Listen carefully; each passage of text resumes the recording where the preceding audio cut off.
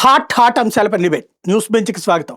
రాష్ట్రంలో జరుగుతున్న పరిణామాలు, వాటి వెనకాలన్న వాస్తవాలు మాట్లాడేందుకు మనతో పాటు ఉన్నారు జేబీఎం భారత్ పార్టీ అధ్యక్షులు, అలాగే హైకోర్టు న్యాయవాది జడ శ్రవణ్ గారు. నమస్తే అండి.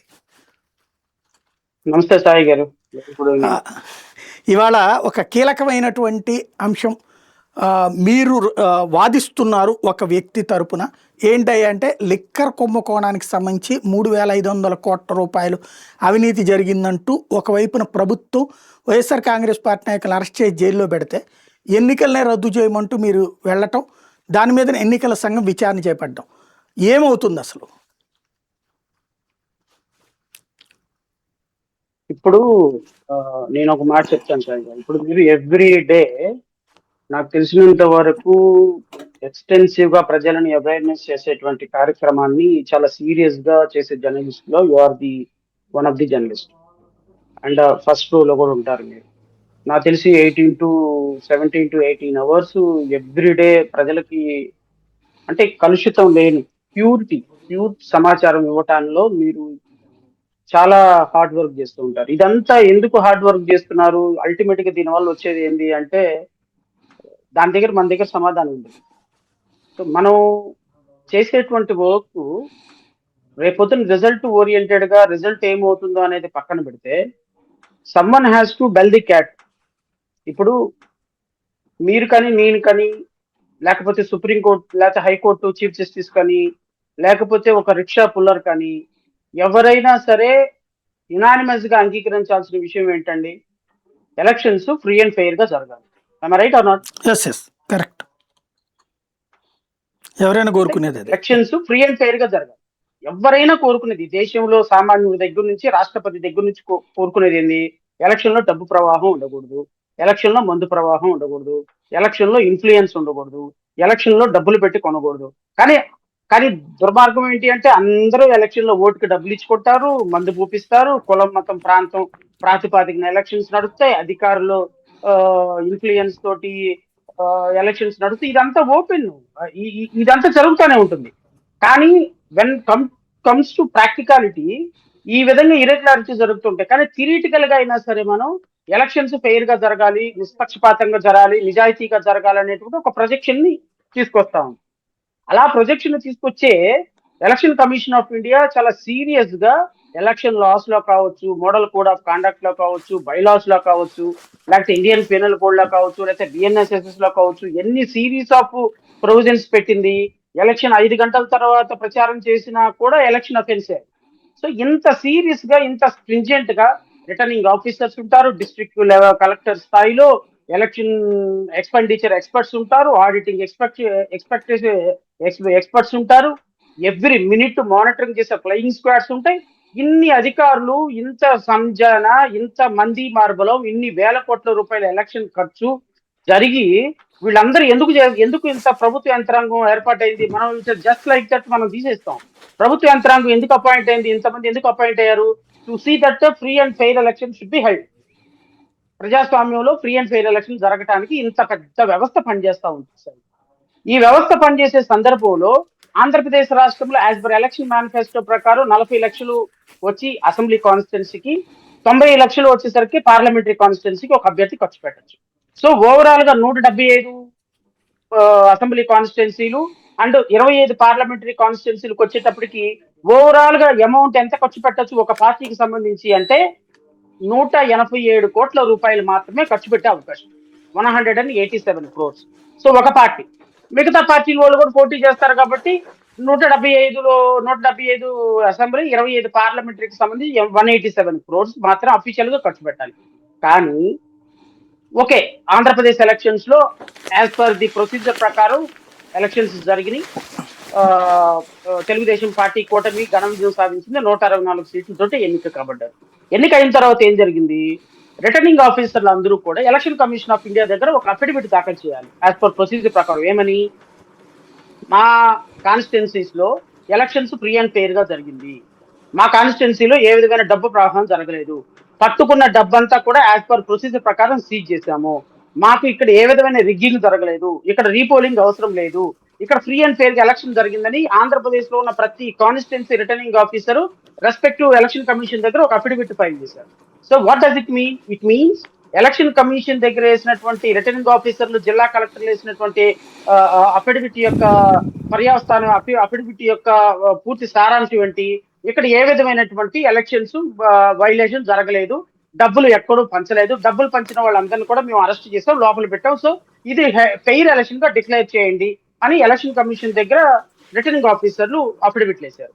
On taking affidavits from the all returning officers in the state of Andhra Pradesh, final గా election commission of India held a press conference saying that Andhra Pradesh రాష్ట్రంలో ఎటువంటి మనీ ఫ్లో జరగలేదు, ఆంధ్రప్రదేశ్ రాష్ట్రంలో ఎటువంటి ఓటర్లను ఇన్ఫ్లుయెన్స్ చేసే అవకాశం డబ్బులు పెట్టి ఎవరు జరగలేదు.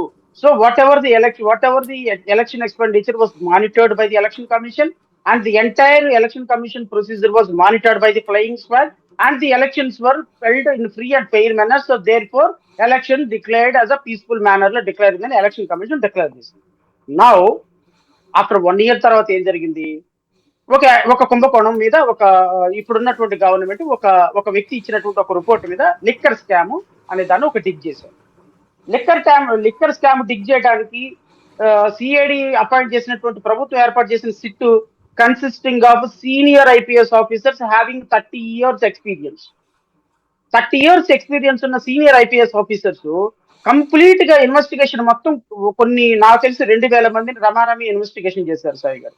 2000 మందిని ఇన్వెస్టిగేషన్ చేసి 2000 మంది పైగా విచారణ చేసి వాళ్ళ స్టేట్మెంట్లు రికార్డ్ చేసుకొని నాకు తెలిసి 4500 డాక్యుమెంట్లను ఎగ్జామిన్ చేసి it was held by the state SIT officer that 3500 crores, ఎక్కడ 187 crores అండి, 187 crores is they are supposed to spend towards election expenditure. ఎవరు? ఒక పార్టీకి సంబంధించినటువంటి వాళ్ళు.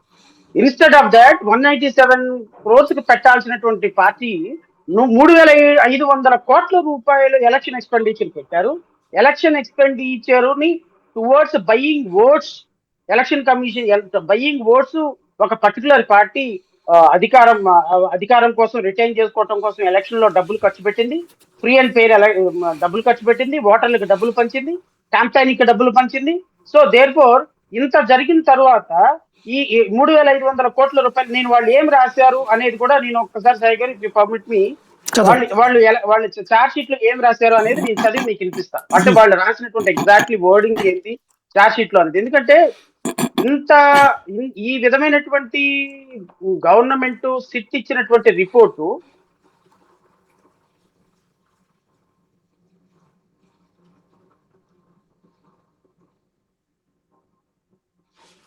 సాయి గారు, ఎలక్షన్ కమిషన్ ఇచ్చినటువంటి ఎలక్షన్ కమిషన్ చేసినటువంటి ప్రకటన కావచ్చు, లేకపోతే ఎలక్షన్ కమిషన్ తర్వాత సిట్ ఇచ్చినటువంటి రిపోర్ట్ కావచ్చు, సిట్ చేసినటువంటి ఫైనల్ ఛార్జ్ షీట్ లో వాళ్ళు ఏం రాశారు అంటే it was held during hour investigation revealed that 3500 crores of rupees of funds were siphoned off through a particular party in a general elections, and the amounts which was collected through by way of kickbacks were used for buying votes in the general elections held in 2024. There are many constituencies the amount were floated for towards election campaign and as well buying votes from the voters. The party has influenced the voters and spent 3500 crores, approximately 12 to 15 crores in a constituency. అంటే specific గా ఏ constituencies లో కూడా ఏ money float అయింది అనేది SIT investigation ఇచ్చింది. Now the point is, Andhra Pradesh రాష్ట్రం ఏర్పాటు చేసినటువంటి SIT consisting of senior IPS officers ఇచ్చినటువంటి రిపోర్టు ప్రకారం 2000 మందిని ఎగ్జామిన్ చేసి ఇచ్చినటువంటి రిపోర్టు ప్రకారం 4500 డాక్యుమెంట్లు ఎగ్జామిన్ చేసి ఫైల్ చేసినటువంటి ఛార్జ్ షీట్ ప్రకారం, రెస్పెక్టివ్ హైకోర్టులో ఫైల్ చేసినటువంటి ఛార్జ్ షీట్ ప్రకారం 3500 కోట్ల రూపాయలు ఒక పర్టికులర్ పార్టీ గత ఎలక్షన్ లో స్పెండ్ చేసింది. This is the finding of SIT. So మేము జేపీపీ పార్టీగా ఒక 116 మందిని లాస్ట్ ఎలక్షన్స్ లో వివిధ కాన్స్టిట్యున్సీ నుంచి కంటెస్ట్ చేశాం. సో నేనేం భావిస్తాను, లేకపోతే మా పార్టీ ఏం భావిస్తుంది అంటే ఆంధ్రప్రదేశ్ రాష్ట్రంలో రిటర్నింగ్ ఆఫీసర్లు చెప్పినట్టుగా, ఎలక్షన్ కమిషన్ చెప్పినట్టుగా ఫ్రీ అండ్ ఫెయిర్ ఎలక్షన్ జరిగింది అని అనుకున్నాము ఇప్పటి వరకు. సో ఎక్కడ కూడా మనీ ఫ్లోటింగ్ జరగలేదు. సో మేము ఓడిపోయాము, కూటమి ప్రభుత్వం గెలిచింది, ఇంకొకళ్ళు గెలిచారు, ఎవరు మనీ వాడలేదు as per authorities returning officer యొక్క స్టేట్మెంట్, ఎలక్షన్ కమిషన్ స్టేట్మెంట్ ప్రకారం. Now contrary to the election commission statement, contrary to the returning officer statement, SIT ఇచ్చినటువంటి అధికారుల రిపోర్ట్ చూసేటప్పటికి బ్లాస్ట్ అయింది. Now our party concern is, నిజంగా 3,500 కోట్ల రూపాయలు సిట్ చెప్పినట్టుగా ఆంధ్రప్రదేశ్ రాష్ట్రంలో ఓటర్లను పంచడానికి ఒక పర్టికులర్ పార్టీ ప్రయత్నం చేసిందా లేదా? ఒకవేళ ప్రయత్నం చేస్తే దాని మీద ఇన్వెస్టిగేషన్ చేసి ఈ ఎలక్షన్స్ తప్పు, ఈ elections free and fair manner లో జరగలేదు, మనీ అనేది ఫ్లో అయింది కాబట్టి ఎలక్షన్ రద్దు చేయండి అని ఎలక్షన్ కమిషన్ అడిగాం మేము. Is there any wrong? Right. So ఒక పార్టీగా మాకున్నటువంటి హక్కు ఏంటి అంటే ఫ్రీ అండ్ ఫెయిర్ ఎలక్షన్ జరగాలి, జరగలేదు అని శక్తి ఇచ్చింది అధికారులు. ఇప్పుడు నేనేమడిగానంటే ఎలక్షన్ కమిషన్ ఈ రోజున మేము ఒక పార్టీగా, ఇండిపెండెంట్ పార్టీగా మీకు ఒక రిపోర్ట్ ఇచ్చాం, సిట్ ఇన్వెస్టిగేషన్ రిపోర్ట్ ఇచ్చాం. ఇప్పుడు మీరు ఎలక్షన్ కమిషన్ ఏం చేయాలి? సిట్ అధికారులందరినీ పిలవాలి ఇక్కడికి, ఎలక్షన్ కమిషన్ కు సిట్ అధికారులు పిలవాలి. మీరు ఇన్వెస్టిగేషన్ లో గ్యాదర్ చేసినటువంటి ఎవిడెన్స్ ఏముంది? మీకు 3,500 కోట్ల రూపాయలు ఎలక్షన్ లో స్పెండ్ చేశారని చెప్పడానికి మీ దగ్గర ఉన్న ఆధారాలు ఏంటి? ఆధారాలని మాకు ఇవ్వండి. నిజంగానే ఎలక్షన్ లో 3,500 కోట్ల రూపాయలు స్పెండ్ చేసినట్టుంటే ఎలక్షన్ కమిషన్ అంత చేతగాని ఎలక్షన్ కమిషన్, రిటర్నింగ్ ఆఫీసర్లు అంత కరప్ట్ రిటర్నింగ్ ఆఫీసర్లు, చేతగాని ఎలక్షన్ కమిషన్ ఈ రోజు రాష్ట్రంలో, దేశంలో ఎలక్షన్ నిర్వహించిందని డిక్లేర్ అవుతుంది. లేదు, సిట్ ఇచ్చిన అధికారులు కరెక్ట్ కాదు, మేము ప్రాపర్ గా ఎంక్వైరీ చేశాము, no money was floated and no money was distributed to the voters for buying votes అని ఎలక్షన్ కమిషన్ డిక్లేర్ చేసింది అనుకోండి, సిట్ ఇచ్చిన అధికారుల రిపోర్టు తొంగలవు. సో ఇప్పుడు రెండు కాన్స్టిట్యూషనల్ అథారిటీస్ ఉన్నటువంటి, కాన్స్టిట్యూషనల్ బేస్ ఉన్నటువంటి పోలీసులు కరెక్టా, ఎలక్షన్ కమిషన్ కరెక్టా? Let them decide. And I want the outcome that whether the elections were held in fair manner or not. Either of the institution should say that elections were held in fair manner. ఇద్దరు ఒక correct కాదు కదా సాయి గారు, ఎవరు ఒకళ్ళే correct అవుతారు. ఆ ఒక్కళ్ళు ఎవరైనా మాకు తెలియాలనేది మాకు ఉద్దేశం. మంచి పాయింట్. ఆ మధ్యన తమిళనాడులో ఒక ఎలక్షన్ ఇట్లాగా రద్దు చేశారు కదా, ఒక ఎమ్మెల్యే గెలిచిన తర్వాత కూడా ఇట్లాగా, అలాంటివి ఏమన్నా ఇక్కడ పనికి వస్తాయా? ఇప్పుడు ఇందులో 11 కోట్ల రూపాయలు ఏదో డబ్బులు కూడా మొన్న సీజ్ చేశారు. టీ నగర్ ఎలక్షన్ అనుకుంటున్నాను, బెస్ట్ ఆఫ్ మై రిమెంబరెన్స్. ఒకటి సాయి గారు, ఇక్కడ సెక్షన్ 58A అనేది పీపుల్స్ రిప్రజెంటేటివ్ యాక్ట్స్ లో ఒక ప్రొవిజన్ ఉంది సార్. ఈ 58A ఏం చెప్తుంది అంటే, డ్యూరింగ్ ఎలక్షన్స్ లో మాత్రమే, during elections and elections declare చేయకముందు మాత్రమే ఏదైనా ఒక రెస్పెక్టివ్ కాన్స్టిట్యున్సీలో కానీ లేకపోతే రెస్పెక్టివ్ బూత్ లో కానీ ఏదైనా మనీ ఫ్లో అయ్యింది అని గనక ఎలక్షన్ కమిషన్ కి ప్రాథమికమైన సమాచారం అందితే సెక్షన్ 58A కింద ఎలక్షన్ డిక్లేర్ చేయకముందు అక్కడ బైపోలింగ్ పెట్టే ప్రొవిజన్ ఉంది. ఓకే. సో దేర్ ఇస్, ఇప్పటి వరకు ఎలక్షన్ కమిషన్ ఆఫ్ ఇండియా ఒక్కసారి election free and fair manner లో జరిగింది అని చెప్పిన తర్వాత ఎలక్షన్ రద్దు చేసే అధికారం ఎలక్షన్ కమిషన్ దగ్గర లేదు, పీపుల్స్ రిప్రజెంటేటివ్ యాక్ట్స్ లో లేదు. Right. There is no such provision. కానీ ఎలక్షన్ కమిషన్ గత 17 సంవత్సరాల నుంచి ఈ ఒక్కసారి ఎలక్షన్ జరిగిన తర్వాత, ఇది చాలా ఇంపార్టెంట్ పాయింట్ సాయి గారు, people must understand. Election commission ఏం చేసింది అంటే పార్లమెంట్ ని గత 15 సంవత్సరాల నుంచి పార్లమెంట్ ని ప్రతి సందర్భంలోనూ రిక్వెస్ట్ చేస్తుంది ఎలక్షన్ కమిషన్. ఏమని రిక్వెస్ట్ చేస్తుంది అంటే, మేము ఒక ఎలక్షన్ జరిగిన తర్వాత ఆ ఎలక్షన్స్ లో అక్రమాలు జరిగినాయి అని నిర్ధారణ అయితే ఆ ఎలక్షన్ క్యాన్సిల్ చేసే అధికారం ఎలక్షన్ కమిషన్ కి ఇవ్వండి అని ఎలక్షన్ కమిషన్ గత 15 సంవత్సరాల నుంచి రిక్వెస్ట్ చేస్తూనే ఉంది బీజేపీ ప్రభుత్వాన్ని. కానీ ఈ రిక్వెస్ట్ పార్లమెంట్ దగ్గర పెండింగ్ ఉంది. సో ఎలక్షన్ కమిషన్ ఏదైతే రిక్వెస్ట్ చేస్తుందో ఎలక్షన్ క్యాన్సిల్ చేసే అధికారం ఇవ్వమని, ఆ ఎలక్షన్ కమిషన్ చేసేటువంటి పెట్టిన రిక్వెస్ట్ ని ఇప్పటి వరకు parliamentary committee was not accepted. So నాకు తెలిసినంత వరకు ఈ రోజు ఈ సిట్ ఇచ్చినటువంటి ఫైండింగ్, రేపొద్దున ఎలక్షన్ కమిషన్, నేనేమనుకుంటున్నానంటే, మీరు ఇందాక అడిగారు అవుట్కమ్ ఏమవుతుంది శ్రావణ్ గారు, what would be the outcome అని.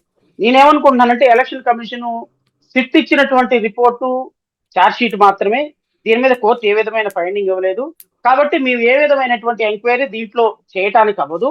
సో సిట్ రిపోర్ట్ ని మేము ప్రామాణికంగా తీసుకోవటం లేదు. సో ఎలక్షన్స్ ఫ్రీగానే జరిగినాయి అని భావించాల్సి వస్తుంది అని రేపొద్దున election commission may give finding నేను అనుకోవటం. ఒకవేళ ఎలక్షన్ కమిషన్ కనుక ఆ ఫైండింగ్ ఇచ్చింది అంటే ఖచ్చితంగా నేను మళ్ళీ ఆ ఇచ్చినటువంటి ఎంక్వైరీ రిపోర్ట్ తీసుకుని మళ్ళీ హైకోర్టుకి వెళ్తాను, హైకోర్టు నుంచి సుప్రీంకోర్టుకి వెళ్తాను. బట్ సుప్రీంకోర్టులో అయినా సరే ఒక ప్రెసిడెంట్ ఫిక్స్ కావాలి. ఏంటి అంటే ఎలక్షన్ కమిషన్ కి ఒక ఎలక్షన్ ని క్యాన్సిల్ చేసే అధికారం ఇవ్వాలి. అది ఫ్రీ అండ్ ఫైనల్ గా జరగలేదు అని వాళ్ళకి ప్రాథమికంగా నిర్ధారణకు వచ్చినప్పుడు ఎలక్షన్ కమిషన్ కి ఈ రూలు, ఈ అధికారం ఎందుకు ఇవ్వకూడదు అనేది నా పాయింట్. సో దాని రైట్. మీద ఏం ఫైటింగ్ వస్తుంది? ఎలక్షన్ కమిషన్ ఏం చెప్తుంది, రేపు పొద్దున నేను హైకోర్టుకి ఎప్పుడు వెళ్తాను, హైకోర్టు ఏం చెబుతుంది, సుప్రీంకోర్టు ఏంటి అనేది it's long fight. So over night లో నేనేమి రిజల్ట్ ఎక్స్పెక్ట్ చేయటం లేదు, అంటే ఎలక్షన్ క్యాన్సిల్ అవుతుందని కూడా నేను భావించటం లేదు. కానీ it is a thought provoking issue. దీన్ని అందరం కూడా అర్థం చేసుకోవాలి, ప్రజల ముందు పెట్టాలి, సిస్టమ్స్ ని కరెక్ట్ చేయడానికి ప్రయత్నం చేయాలి. మంచి పాయింట్. ఇక రెండవ అంశం వస్తే అమరావతికి సంబంధించి రెండవ విడత భూ సమీకరణకి ఇవాళ నోటిఫికేషన్ ఇచ్చారు. అక్కడ స్థానికంగా వెళ్ళారు. ఇక్కడ ఒక పెద్ద అయోమయం ఏంటంటే మొన్న మధ్యనే చంద్రబాబు గారు చెప్పారు, విజయవాడ గుంటూరు వీటన్నిటి కలిపితే రాజధాని పెద్దదిగా ఉంటుంది, లేకపోతే ఒక మున్సిపాలిటీగా మారిపోతుందని. ఈలోపు మళ్ళీ విజయవాడ నుంచి కేసినేని చిన్నీను గద్దె రామ్మోహన్ వచ్చి లేదు లేదు విజయవాడ గ్రేటర్ విజయవాడగా కావాలి, ఒక కొన్ని గ్రామాలు కలిపేసి అది చెయ్యండి అని అడిగితే దానికి చంద్రబాబు గారు ఓకే అని చెప్తున్నారు. ఇప్పుడు చూస్తే పల్నాడు తర్వాత ఈ మిగతా ప్రాంతాల్లో ఉన్నటువంటి కొన్ని గ్రామాల నుంచి భూ సమీకరణ ప్రారంభిస్తున్నారు. ఓఆర్ఆర్ ఏమో ఈ ప్రాంతం అంతా ఉంటుంది. ఈలో పెమ్మసాని వచ్చేసేటప్పటికి ఇవన్నీ కూడా కలిపేసి ఇదంతా కలుపుతున్నామని చెప్పకుండా ఇక్కడ నోటిఫికేషన్ వచ్చేస్తుంది, అమరావతి త్వరలోనే రాబోతోంది, సపరేట్ పిన్ కోడ్ ఇవన్నీ వచ్చేస్తున్నాయని చెప్తున్నారు. ఇప్పుడు విజయవాడ గుంటూరు అమరావతిలో ఉన్నట్టా లేనట్టా? ఇప్పుడు ఆ భూ సమీకరణకు అడుగుతున్నప్పుడు అక్కడ ఇవాళ రైతులు అడుగుతున్నది చట్టబద్ధత ఏంటి అని అడుగుతున్నారు. వీళ్ళు ఈ చట్టబద్ధత కల్పించేటప్పుడు 29 గ్రామాలకే చట్టబద్ధత కల్పిస్తే ఏమవుతుంది? ఇప్పుడు 29 గ్రామాలకి చట్టబద్ధత వస్తుందా, లేకపోతే ఓవరాల్ గా క్యాపిటల్ సిటీ మొత్తానికి చట్టబద్ధత వస్తుందా అనేది పక్కన పెట్టేసేయండి. అసలు ఆంధ్రప్రదేశ్ రాష్ట్రానికి అమరావతి రాజధానిగా కేంద్ర ప్రభుత్వం గుర్తింపు ఇవ్వటానికి ఉన్న హర్డిల్ ఏంటో నాకు అర్థం కాదు. నెంబర్ 1. నెంబర్ 2, ఇప్పుడు ఈ హర్డిల్ ని కేంద్ర ప్రభుత్వం 2014 నుంచి ఇవ్వాలా, 2024 నుంచి ఇవ్వాలా? మరి 2014 నుంచి చట్టబద్ధత ఇవ్వకపోతే 2024 చట్టబద్ధత ఇస్తే అప్పటి వరకు అమరావతికి పంపించినటువంటి డెవలప్మెంట్ కోసం నిధులు ఏమైపోతాయి అనే ఒక టెక్నికల్ పాయింట్ మీద నాకు తెలిసినంత వరకు, అంటే నాకేమి ఇంటర్నల్ గా నేను ఏం చూడలేదు, జస్ట్ పేపర్ లో చూసిన దాన్ని బట్టి, కేంద్ర మంత్రి మాట్లాడుతున్న దాన్ని బట్టి నేను ఆలోచించింది ఏంటంటే 2024 నుంచి చట్టబద్ధత ఇవ్వాలి అనే దాని మీద తర్జన భర్జన పడుతున్నట్టు నాకైతే తెలిసింది. 2014 నుంచో 2024 నుంచో పక్కన పెట్టేసేయండి. 26 గ్రామాలకో 46 గ్రామాలకో లేకపోతే 300 గ్రామాలకో పక్కన పెట్టింది. అసలు ప్రాథమికంగా అమరావతి అంటే ఏ పాయింట్ నుంచి ఏ పాయింట్ కి ఫస్ట్ డిక్లేర్ చేయాల్సింది ఎవరు? కేంద్ర ప్రభుత్వం కాదు కదా, అది డిక్లేర్ చేయాల్సింది రాష్ట్ర ప్రభుత్వం కదా. అది జరిగిందా? ఇప్పుడు మీరు ఇచ్చే భూసేకరణ, రెండో భూసేకరణ ఇవ్వకపోతే ఇది కేవలం ఒక మున్సిపాలిటీగా మిగిలిపోతుంది అని. మున్సిపాలిటీగా మిగిలిపోతుందంటే మొన్నటిదాకా హైదరాబాద్ ఒక మున్సిపాలిటీయే, లేకపోతే ఢిల్లీ ఒక మున్సిపాలిటీయే. ఈ ఏమో కొన్ని వందల సంవత్సరాల నుంచి తయారైనటువంటి సిటీస్, హైదరాబాద్ సిటీ మొన్న జీబీఎంసీగా తయారవ్వక ముందు ఒక కార్పొరేషనే కదా అది. సో నేను అనేది ఏంటి అంటే అసలు విజయవాడకి, అమరావతి కొత్తగా ఏర్పడుతున్నటువంటి జిల్లాకి, ఒక రాష్ట్రానికి రాజధానిగా ఏర్పాటు చేసుకున్న దానికి పరిధి ఫస్ట్ ఆఫ్ ఆల్ మీరు ఫిక్స్ చేయండి. మీరు పరిధి ఫిక్స్ చేయకుండా, అమరావతి జ్యూరిస్డిక్షన్ ఫిక్స్ చేయకుండా, అవి అమరావతి ఏ ఏ ఎక్కడి నుంచి ఎక్కడి వరకు, ఇప్పుడు వాళ్ళు ఒక రూల్స్ ఫార్మ్ చేశారు 2015లో సిఆర్డిఏ రూల్స్ లో అమరావతి పరిధిని ఓవరాల్ గా ఆంధ్రప్రదేశ్ ఆల్మోస్ట్ ఆల్ అటు పొన్నూరు దగ్గర నుంచి, చీరాల దగ్గర నుంచి చూసుకుంటే ఇటు పక్క వెస్ట్ గోదావరి వరకు చూసుకుంటే ఈ ఓవరాల్ పరిధి మొత్తాన్ని, సిఆర్డిఏ పరిధి మొత్తాన్ని పెంచేశారు. ఈ సిఆర్డిఏ పరిధి మొత్తాన్ని క్యాపిటల్ సిటీగా పరిగణించాలా, ఎక్కడ పరిగణించాలనే దాని మీద ఫస్ట్ ఆఫ్ ఆల్ రాష్ట్ర ప్రభుత్వానికి క్లారిటీ లేదు. సో తీసుకున్నటువంటి భూమికి ఏ ఏ క్యాపిటల్ ఏ క్యాపిటల్ యొక్క పరిధి ఎంతవరకు నిర్వహించాలి, పరిధిని ఏ విధంగా ఫిక్స్ చేయాలి, 2024 నుంచి ఫిక్స్ చేస్తే ఏమవుతుంది, 2014 నుంచి ఫిక్స్ చేస్తే ఏమవుతుంది అనే దాని మీద ఫస్ట్ రైతులకు ఒక క్లారిటీ ఇవ్వాలి. రైతులకి క్లారిటీ ఇవ్వకుండా, రైతులకు ఇదిగో ఒక XYZ అని వైట్ పేపర్ లో ఇవ్వకుండా మీరు మళ్ళీ రెండో దశ భూసేకరణకు తీసుకుంటే, ఆ రెండో దశ భూసేకరణకి రైతులు ఇవ్వటానికి వాళ్ళకి నమ్మకం ఎట్లా కలుగుతుంది? ఒకసారి చంద్రబాబు నాయుడు చూసి భూములు ఇస్తే ఏమైపోయారు అర్థమైపోయింది కదా మనకి. ఈ రోజు వరకు రీకాన్స్టిట్యూటెడ్ ఫ్లాట్స్ ఇవ్వలేదు. అసలు ప్రాథమికంగా నాకు ఒక మాట చెప్పండి సార్, జగన్మోహన్ రెడ్డిని కాసేపు పాపం పక్కన పెట్టేద్దాం. 19 నుంచి 24 వరకు ఆయన ఎందుకు భూములు ఇవ్వలేదు, ఎందుకు రీకాన్స్టిట్యూట్ ప్లాట్ చేయలేదు, ఆయన 3 రాజ్యాల సిద్ధాంతం కాబట్టి ఆయన ఇవ్వలేదు. నేనేమంటానంటే అసలు 14 నుంచి 19 వరకు నాట్ ఈవెన్ 10% రీకాన్స్టిట్యూటెడ్ ఫ్లాట్స్ ఇవ్వకుండా మీరు పరిపాలన ఎట్లా చేస్తారంటున్నాను. 2024 తర్వాత 18 నెలల కాలంలో 20 నెలల కాలంలో కనీసం రీకాన్స్టిట్యూటెడ్ ఫ్లాట్స్ ఇవ్వడానికి ప్రాథమికంగా ఒక చిన్నపాటి ప్రయత్నం కూడా జరగల. ఇప్పుడు మీరు ఇంచుమించుగా ఇది ఒక 2 సంవత్సరాలు, అదొక 5 సంవత్సరాలు, 7 సంవత్సరాల కాలంలో 20% కూడా రీకాన్స్టిట్యూటెడ్ ఫ్లాట్స్ డెవలప్మెంట్ చేయకుండా రైతులకు ఇవ్వకపోతే మీరు రేపొద్దున తీసుకుని 50,000 ఎకరాలకి రేపొద్దున మీరు ఎన్ని సంవత్సరాలకి ఇస్తారు రీకాన్స్టిట్యూటెడ్ ఫ్లాట్స్? ఏది 2014-15 ల్యాండ్ పూలింగ్ రూల్స్ ప్రకారం తీసుకున్న భూమికే దిక్కులేదు. 2014లో చేసిన అమరావతికి ఈ రోజు వరకు చట్టబద్ధత లేదు. 2014లో తీసుకున్న భూములకి ఈ రోజు వరకు రోడ్స్ లేవు, శానిటేషన్ లేదు, లైటింగ్ లేదు, రీకాన్స్టిట్యూటెడ్ ఫ్లాట్స్ లేవు. ఎవరికి కమర్షియల్ ఫ్లాట్స్ ఇచ్చామో తెలియదు, ఎవరికి రెసిడెన్షియల్ ఫ్లాట్స్ ఇచ్చామో తెలియదు. ఇంతవరకు ముళ్ళ కంపలు కూడా కొట్టని అమరావతిలో మీరు ఈ రోజు 50,000 ఎకరాలు తీసుకుని రెండో దేశ పూలింగ్, మూడో దేశ పూలింగ్ అని మీరు నోటిఫికేషన్ ఇచ్చేస్తారు. రైతులు ఏ భరోసాతో మీ ముందుకు వస్తారు? నారాయణకి క్లారిటీ ఉండదు, కమసానికి క్లారిటీ ఉండదు, చంద్రబాబు నాయుడుకి క్లారిటీ ఉండదు, నారా లోకేష్ కి క్లారిటీ ఉండదు, ఆ అమరావతి డెవలప్మెంట్ బోర్డు వ్యక్తికి క్లారిటీ ఉండదు, వీళ్ళెవ్వరికి క్లారిటీ ఉండదు. వీళ్ళకి క్లారిటీ ఉంది ఒకే ఒక అంశం మీద, ఎంత పంచుకున్నాము, ఎంత డబ్బులు వచ్చింది, ఎవరెవరికి ఎంత వాటా వచ్చింది. They are very clear about, they are very clear. 35 కోట్ల రూపాయలు పెట్టి ముళ్ళ కంపలు కొట్టడానికి పర్మిషన్స్ ఇచ్చారు. ఆ ముళ్ళ కంపలు కొట్టగానే మళ్ళీ వర్షాలు పడి అంటే 18 నెలల తర్వాత మళ్ళీ 45 కోట్ల రూపాయలు పెట్టి మళ్ళీ ముళ్ళ కంపలు కొట్టడానికి ఇచ్చారు. ఈ 100 కోట్ల రూపాయలు ఉష్కాకి ఎవరు కొట్టారు, ఎందుకు కొట్టారు, ఇంకా ముళ్ళ కంపలు సగం అంతే ఉంది. అమరావతిని ఒక ఏటీఎం లాగా భావిస్తూ పోలవరం పోయింది, ఇప్పుడు అమరావతి ఒక ఏటీఎం. అంటే మనకి ఏదో ఒక రోజు ఒక ఏటీఎం ఉండాలి ఒక రాష్ట్రానికి. అమరావతి ఏటీఎం ను భావిస్తుంటే మరి రైతులకి కోపం రాదా? నేను మొన్న ఒక డిబేట్ చూశాను సాయి, అమరావతి రైతులు మాట్లాడుతున్నారు. సిఆర్డీ అధికారులు డబ్బులు ఇస్తే ఒక చోట, డబ్బులు ఇవ్వకపోతే ఒక చోట, లంచం ఇస్తే కానీ మంచం ఎక్కరు. సిఆర్డీ అధికారులు లంచాలతోటి జోగాడుతున్నాడు. మంత్రి దగ్గరికి వెళ్తే ఎవరిని అడిగిచ్చారా మీరు భూములు మాకు ఇచ్చారా, వెళ్ళి ముఖ్యమంత్రిని అడుగుపో అంటారు. ముఖ్యమంత్రి 18 నెలల కాలమైనా మాతో మాట్లాడటం లేదు. తమసాని వస్తాడు, ఎందుకు మాట్లాడతాడో అర్థం కాదు, ఆయన దగ్గర ఏం క్లారిటీ ఉండదు. సో రైతులు ఓవరాల్ గా అసలు అమరావతికి భూములు ఎందుకు ఇచ్చాము, అమరావతి ఈ ప్రభుత్వం కట్టగలదా అనేటువంటి ఒక డైలమాలోకి వచ్చేసారు. I'm very sorry to say, రాష్ట్ర ప్రభుత్వం వాళ్ళ ట్రస్ట్ ని గెలుచుకోవడంలో పూర్తిగా ఫెయిల్ అయిపోయింది. ఐ డోంట్ థింక్ సో అమరావతిలో ఏదో మళ్ళీ వీళ్ళేదో రెండో దశ పూలింగ్ లో చేసుకుంటున్నారు, కానీ నాకు తెలిసినంత వరకు రైతులకు ఎవరికి న్యాయం దొరుకుతుందా నేనైతే అనుకుంటున్నాను. నాకు అర్థం కాదు ఏంటంటే ఇప్పుడు మీరు అన్నటువంటి దాని ప్రకారం ఈ రీకాన్స్టిట్యూటెడ్ ఫ్లాట్స్ ఇచ్చేసాం మేము, ఇంకా కేవలం ఇవ్వాల్సింది 5%, 3%కే అని చెప్తున్నారు. ఎందుకు మీరు ఒకసారి జడ్జిమెంట్ చదవండి. 2023 మార్చి 3వ తారీఖు వచ్చిన ఏపీ హైకోర్టు జడ్జిమెంట్ చదవండి ఒకసారి. ఎంత పర్సెంటేజ్ రీకాన్స్టిట్యూటెడ్ ఫ్లాట్స్ ఇచ్చారో దాంట్లోనే ఉంటాయి. కొత్తగా నేను చెప్పాల్సిన అవసరం ఏంటి? 2023 తర్వాత రీకాన్స్టిట్యూటెడ్ ఫ్లాట్స్ ఇచ్చారా వాళ్ళకి? ఎంత ఉంది అప్పుడు 23 జడ్జిమెంట్లో?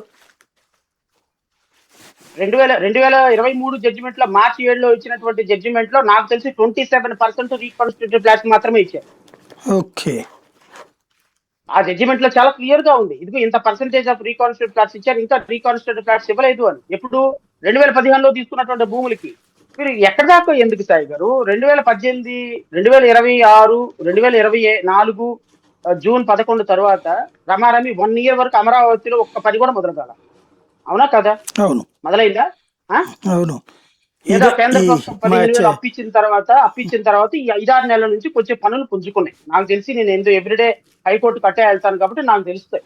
1 year వరకు కూడా కనీసం అమరావతి ఇటు పక్క తిరిగి చూసిన పాపన బాల. ఈ 6 నెలల్లోనే రీకాన్స్టిట్యూటెడ్ ఫ్లాట్స్ ఇచ్చేసారా రాష్ట్ర ప్రభుత్వం? లెక్కలు కాదు కావాల్సింది, వాస్తవాలు కావాలి మనకి. చెప్పమనండి రీకాన్స్టిట్యూటెడ్ ఫ్లాట్స్ ఎన్ని ఇచ్చారో, ఎంతమంది రైతులకు బ్యాలెన్స్ ఉంది చెప్పమనండి. 34,000 ఎకరాలు తీసుకున్నారు, 34,000 ఎకరాలు ఎంతమందికి రీకాన్స్టిట్యూటెడ్ ఫ్లాట్స్ ఇచ్చారో చెప్పమనండి. ఊరికే రైతులను భయపెట్టి అబద్ధాలు చెప్పించడం కాదు. నిజమైనటువంటి రైతులు రీకాన్స్టిట్యూటెడ్ ఫ్లాట్స్ లేక అల్లమో రామచంద్ర ఏడుస్తున్నారు. రైతుల బాధలు వాస్తవంగా చూడమని చెప్తున్నాను. ఊరికే ప్రెస్ ముందుకు వచ్చి మీడియా ముందుకు వచ్చి మాట్లాడితేట. రైట్. మరొక ప్రధానమైన అంశం ఏంటంటే ఆ మధ్యన పవన్ కళ్యాణ్ గారు భీమవరంలో డిఎస్పి పేకాటను ప్రోత్సహిస్తున్నాడంటూ అక్కడ ఉన్నటువంటి ఎస్పీని నివేదిక కోరారు. ఆ తర్వాత మరుసటి రోజునే డీజీపీని రాష్ట్రంలో అంతటా పేకాట క్లబ్బులు నడుస్తున్నాయని తెలుస్తూ ఉంది, నాకు ఒక నివేదిక ఇవ్వమన్నారు.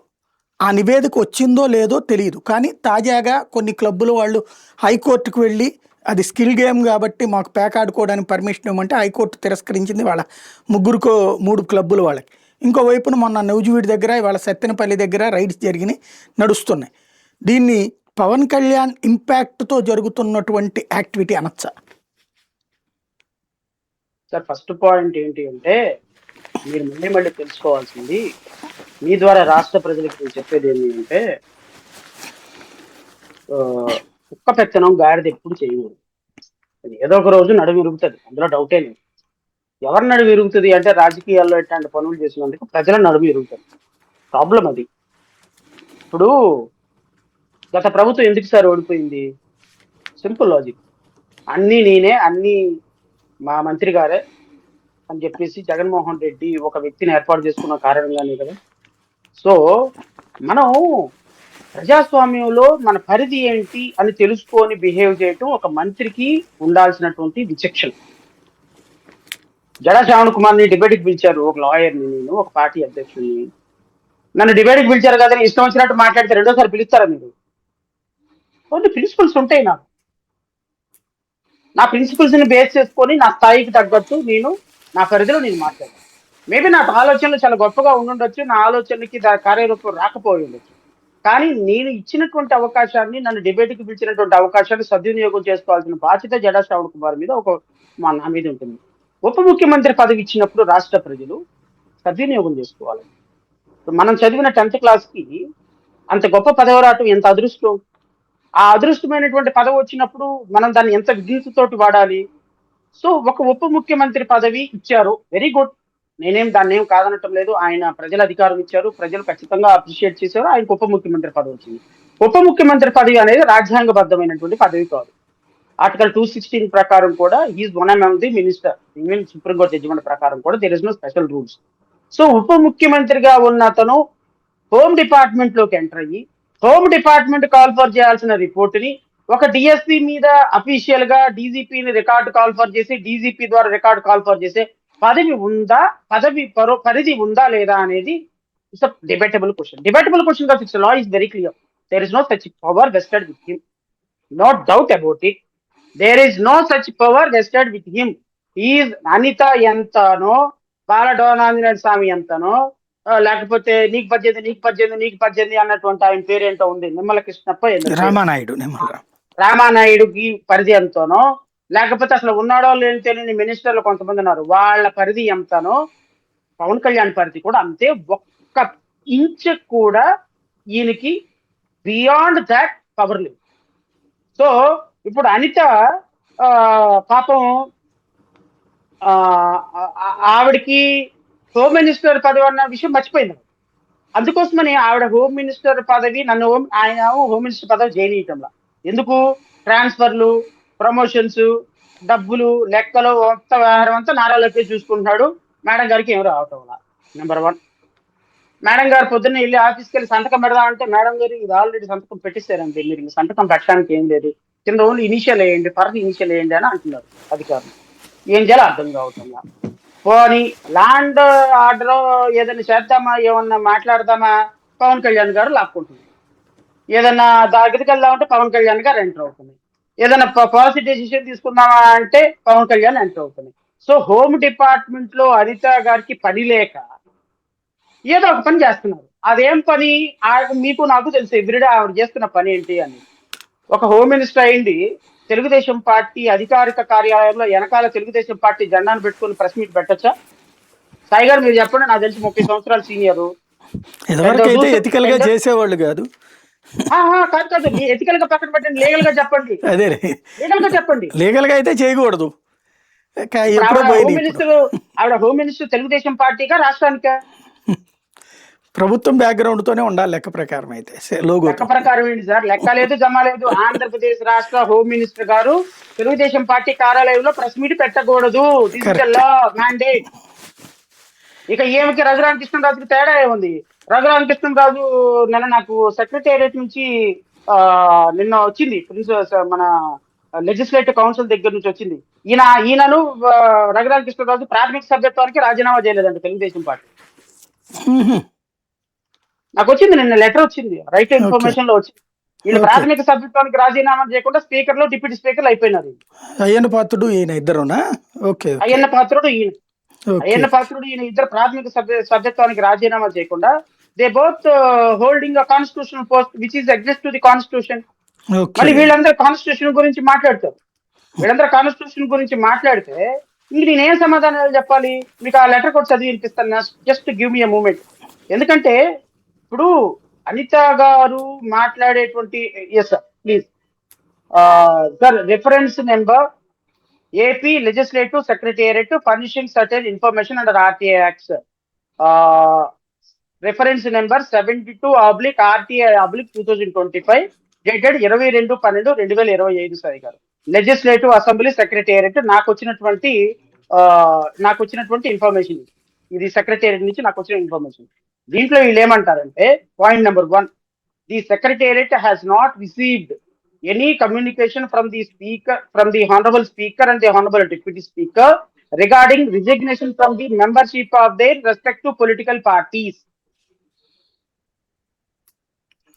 రిజిగ్నేషన్ చేయకుండా స్పీకర్ డిప్యూటీ స్పీకర్ ఏ విధంగా కాన్స్టిట్యూషన్ పోస్ట్కి వెళ్తారు? 10th షెడ్యూల్ క్లాస్ 5 ఏం చెప్తుంది?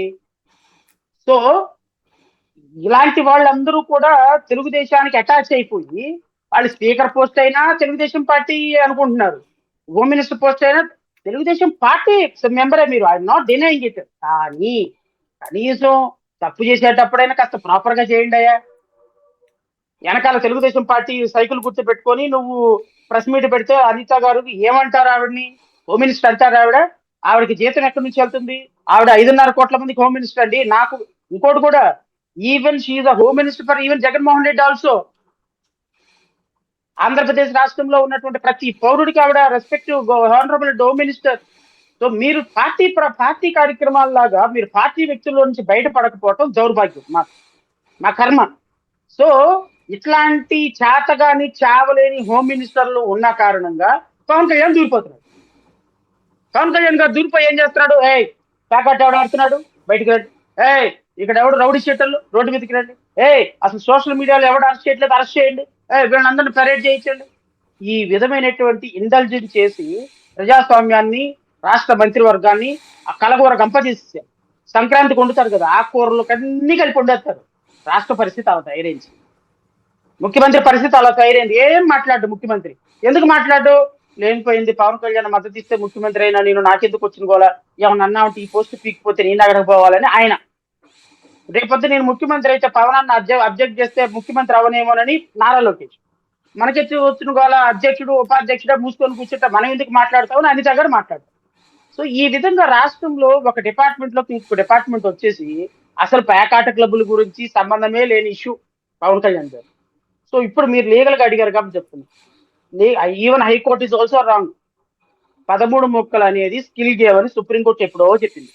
కాకపోతే ఈ స్కిల్ గేమ్ ఆడేటప్పుడు మనీ అనేది కమ్యూనిటీ రెమ్యునరేషన్ అనేది ఉండకూడదు, డబ్బులు ఉండకూడదు, డబ్బులు పెట్టకుండా ఆడుకోవద్దు. ఇది స్కిల్ గేమ్. సుప్రీంకోర్టు ఎప్పుడో చెప్పింది. పేకాట క్లబ్బుల్లో మనీ అనేది ఫ్లోయింగ్ ఉండకూడదు తప్ప ఏదైనా స్కిల్ గేమ్. సుప్రీంకోర్టు జడ్జిమెంట్ కాదు, లేదు మేము రాష్ట్రానికి ఆంధ్రప్రదేశ్ రాష్ట్ర సెక్రటేరియట్ కి మాదొక ఎక్స్టెన్షన్ వింగ్ అని హైకోర్టు భావిస్తే నేనేం చేయగలిగింది? So whatever it is, supreme court judgement ఉంది. సుప్రీంకోర్టు జడ్జిమెంట్ అనుగుణంగా రాష్ట్రంలో స్కిల్ గేమ్ 13 ముక్కలు ఆట ఎవరైనా ఆడుకోవచ్చు. ఆ క్లబ్ లో వాళ్ళకి రాకపోతే వాళ్ళు సుప్రీంకోర్టుకి వెళ్తారు. ఈ రోజు కాకపోతే రేపైనా వస్తుంది. కానీ ఇక్కడ ఇష్యూ ఏంటి అంటే పవన్ కళ్యాణ్ దూరేసేసి హోమ్ మినిస్టర్ మొత్తాన్ని తీసేసుకుంటే రేపు హోమ్ మినిస్టర్ గారి పరిస్థితి ఏంటి, హోమ్ మినిస్టర్ గారి గౌరవం ఏంటి అనేది ఎవరికి అర్థం కాని పరిస్థితి. బహుశా 2026 సంవత్సరంలో ఆ హోమ్ మినిస్టర్ పదవి కూడా లాక్కేసుకుని ఈయన హోమ్ మినిస్టర్ అవుతాడు అన్న ఆలోచనలు కూడా ఉన్నాయి. చూద్దాం అనిత గారి జాతకం ఎలాగుందో. మరి ఆవిడ వేరే శాఖకి ఏమైనా మారుతుందేమో, ఆ పేరు నాని అన్నట్టు జగన్మోహన్ రెడ్డి గారిని దూషించే శాఖ ఏమైనా ఇస్తారేమో. ఫైనల్గా ఒకటి చెప్పండి, ఈవేళ మధ్యప్రదేశ్కి సంబంధించినటువంటి ఒక ఎంపీ, ఈ SC/ST విభాగానికి సంబంధించిన పార్లమెంటరీ కమిటీ ఎంపీ వచ్చి పవన్ కళ్యాణ్ గారిని కలిసి, మరి వాస్తవంగా మైనింగ్ మంత్రి ఒక ఆయన ఉన్నారు, లేదా ఇప్పుడు మీరు చెప్పినట్టు హోంమంత్రి ఉన్నారు, కలిసి ఎక్కడ పుంగనూరు ప్రాంతంలో మైనింగ్ మా మధ్యప్రదేశ్ వాళ్ళు కాంట్రాక్ట్ తీసుకుంటే మీరు లోకల్ వాళ్ళు కాదు, ఎట్లా మైనింగ్ చేస్తారని చెప్పేసి అడ్డుపడుతున్నారు అన్నటువంటిది వెళ్ళి పవన్ కళ్యాణ్ గారికి కంప్లైంట్ చేశారు. అంటే మధ్యప్రదేశ్ అంటే బీజేపీ పాలిత రాష్ట్రం. అక్కడ ఉన్నటువంటి ఎంపీ ఇక్కడికి వచ్చి పవన్ కళ్యాణ్ గారిని కలిసి చెప్పాల్సి వచ్చింది. ముఖ్యమంత్రి గారిని కానీ మైనింగ్కి కానీ వెళ్ళినవారు కాదు. ఈవెన్ ఆ సదరు పర్సన్స్ కూడా ఇక్కడ కంప్లైంట్ ఇవ్వలేని పరిస్థితి. అంటే రాష్ట్రంలో పరిస్థితి ఎట్లా ఉంది? పవన్ తప్పించి ఇంకెవరు కరెక్ట్ కాదని భావిస్తున్నారు అనుకోవాలా? అలా ఏం కాదు. ఇప్పుడు ఒకప్పుడు రాష్ట్రంలో తెలంగాణలో చూసుకుందాం, కేసీఆర్ గారి పరిస్థితి ఏంటంటే ఒకప్పుడు కేసీఆర్ పేరు ఎత్తి ఎవరైనా మాట్లాడగలిగిన స్థాయి ఉందా? అల్టిమేట్ గా ఇప్పుడు ఏమైపోయింది కేసీఆర్ పరిస్థితి? పోనీ 2019 నుంచి 24 వరకు జగన్మోహన్ రెడ్డి గారి పరిస్థితి ఎలా ఉంది? జగన్మోహన్ రెడ్డి గారి పేరెత్తి ఎవరైనా మాట్లాడగలిగిన స్థాయి ఉందా? మాలాంటి వాళ్ళు ఏదో ఇంకా అన్ని వదిలేసుకుని ప్రాణాల మీద ఆశలు వదిలేసుకున్నవాళ్ళు తప్ప. నేను అనేది ఏంటి అంటే, ఇప్పుడు పవన్ కళ్యాణ్ గారి దగ్గరకు వచ్చి ప్రతి ఒక్కళ్ళు కంప్లైంట్ చేస్తున్నారు కదా, చెప్తున్నారు కదా అని అంటే that does not mean that is more powerful అని అర్థం కాదు దానికి. ఇక్కడ ఏంటి అంటే, కేంద్ర ప్రభుత్వంతో కొద్దో గొప్ప చట్టంబాలు కలిగినటువంటి వ్యక్తిగా రేపొద్దున కేంద్ర ప్రభుత్వం నేను అనుకోవటం ఏదో ఒక రోజు జనసేన తీసుకెళ్లి బీజేపీలో కలిపేయటం ఖాయం. ఈ రాష్ట్రానికి బీజేపీ ముఖ్యమంత్రి అభ్యర్థిగా పవన్ కళ్యాణ్ రావటం ఖాయం. అది ఇప్పుడో ఇంకో సంవత్సరమో 2 సంవత్సరాలతో జరుగుతుంది. తెలుగుదేశం పార్టీ నారా లోకేష్ ముఖ్యమంత్రి అభ్యర్థిగా ప్రకటించిన దగ్గర నుంచి గేమ్ స్టార్ట్ అవుతుంది. నాకు తెలిసి వీళ్ళు పక్కల పావును తీసుకొచ్చి పెట్టుకొని రేపొద్దున ఈ పాము కాటేసిందని తండ్రి కొడుకులు ఇద్దరు నెత్తి మీద చెంగేసుకొని బోరమని ఏడ్చే రోజు ఒక రోజు వస్తుంది, అందులో డౌటే లేదు. వాళ్ళ తెలుగుదేశం పార్టీ అంతం నాకు తెలిసినంత వరకు జగన్మోహన్ రెడ్డి వల్ల కాదు. తెలుగుదేశం పార్టీ అంతం ఖచ్చితంగా పవన్ కళ్యాణ్ చేతిలోనే ఉంటుంది నేను అనుకోవటం. It's my personal prediction. Maybe ఇది రాంగ్ అవ్వచ్చు, రైట్ అవ్వచ్చు, నాకైతే తెలియదు. కానీ ఎందుకంటే పవన్ కళ్యాణ్ అనేటువంటి వ్యక్తి ముఖ్యమంత్రిగా నారా లోకేష్ అంగీకరిస్తాడా లేదనేది ఒక పెద్ద పాయింట్. ఆయన అంగీకరించినా రాష్ట్ర ప్రజలు అంగీకరిస్తారా, జన సైనికులు అంగీకరిస్తారా లేదనేది సెకండ్ పాయింట్. వీటన్నిటిని ఆన్సర్ చేయడానికి రేపొద్దున చంద్రబాబు నాయుడు గారు ముఖ్యమంత్రిగా దిగిపోయిన దగ్గర నుంచి రియల్ గేమ్ స్టార్ట్ అవుతుంది. తెలుగుదేశం పత్రం ఆ రోజు నుంచి మొదలవుతుంది. సో నారా లోకేష్ ఖచ్చితంగా ముఖ్యమంత్రి అభ్యర్థిగా ప్రకటించిన దగ్గర నుంచి బహుశా he will be the last chief minister for the state Andhra Pradesh Telugu Desam party. So Pawan Kalyan గారు రేపొద్దున తీసుకోబోయే నిర్ణయాలు ఏంటి, ఆయన ఏ విధంగా బీజేపీతో కలుసుకొని రాష్ట్రంలో లేకపోతే కేంద్రంలో అధికారం సాధిస్తాడనే దాని మీద కొంతమంది పారిశ్రామికవేత్తలకు ఒక ఒపీనియన్ ఉంది. సో అందువల్ల వాళ్ళు ఏం చేస్తారు, పవన్ కళ్యాణ్ కలిస్తే కేంద్ర ప్రభుత్వంలో ఇప్పుడు ఆఫ్ ది రికార్డు చెప్పొచ్చో లేదా నాకు తెలియదు కానీ కొన్ని జడ్జి పోస్టులు ఖాళీలు అయితే నాతో పర్సనల్ గా చెప్పినటువంటి చాలా మంది లాయర్స్ ఏంటి అంటే, వీళ్ళందరూ పవన్ కళ్యాణ్ దగ్గరికి వెళ్తున్నారు. ఎందుకు వెళ్తున్నారు పవన్ కళ్యాణ్ దగ్గరికి అని అడిగాను నేను. అడిగితే అమిత్ షాతో ప్రధానమంత్రితో పవన్ కళ్యాణ్ గారికి సత్సంబంధాలు ఉన్నాయంట, అందుకని ఆయన దగ్గరికి వెళ్తున్నాం, రికమెండేషన్ చేస్తారేమో అని. ఇది ఒక అన్ఫార్చునేట్ సిచ్యువేషన్ రాష్ట్రంలో. సో ఆయన దగ్గర పవర్ ఉందా లేదా ఏంటి పక్కన పెట్టేసేయండి. So when you are moving closely with prime minister and the home minister, central home minister, so public common గా ఏమనుకుంటారంటే మీ దగ్గర ఆ పవర్ ఉంది కాబట్టి చంద్రబాబు నాయుడు దగ్గరకు వచ్చిన అవ్వదు సావదు, పవన్ కళ్యాణ్ దగ్గరికి వెళ్తే కొంచెం ఆయన హామీ ఇచ్చాడంటే ఆయన అబ్రప్ట్ గా ముందుకెళ్ళిపోతాడు కాబట్టి అవుతుందేమో అని వచ్చిన సందర్భాలే తప్ప నేను అనుకోవటం పవన్ కళ్యాణ్ దీంట్లో ఏదో చేస్తాడు చెందుతాడని నేనైతే అనుకోవటంలా. బట్ ఏదేమైనా మీరు ఏదైతే ఇప్పుడు మైనింగ్ ఇష్యూ అది ఇది చెప్పారో ఆ మైనింగ్ ఇష్యూ మీద నేను అంత క్లియర్ గా లేను. బట్ మీరు చెప్పిన అంశాలను బట్టి అయితే నేను విశ్లేషణ చేయగలను. Right, thank you very much అండి, మంచి ఇన్ఫర్మేషన్ ఇచ్చారు. ఇది పరిస్థితి. ఓవరాల్గా రాష్ట్రంలో జరుగుతున్న ప్రతి పరిణామానికి రెండవ కోణం ఉంటుంది. ఆ రెండవ కోణం చర్చించదగిది, విశ్లేషించదగ్గది. అదే ప్రస్తుతం మనం విన్నాం.